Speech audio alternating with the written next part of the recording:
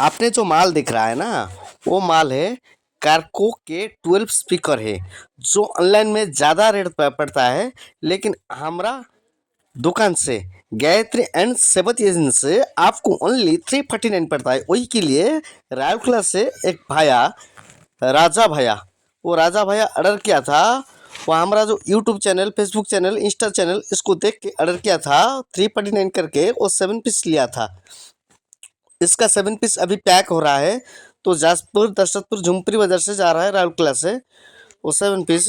आप आप चाहिए तो मुझे कांटेक्ट कीजिए 349, ओनली फॉर 349। 349 पे कारको म्यूजिक स्पीकर लीजिए। इसका पैकिंग अभी तो ज़्यादा से ज़्यादा अच्छा से हो रहा है। वो 7 पीस लिया था, वो देखिए इसका पैकिंग पूरा अच्छा से हो रहा है, लेकिन क्योंकि कुरियर में दे रहा हूँ ना, वो के लिए फिर से अच्छा से हो रहा है। वो इसका तो पैकिंग हो गया, तो 349 करके आपको चाहिए तो मुझे कांटेक्ट कीजिए गायत्री एंड सेवती एजेंसी से। ओनली फॉर 349, ओनली फॉर 349, झुमपुरी बाजार, जाजपुर, दशरथपुर, दुर्गा गली, कंठा ननका दुकान फ्रंट।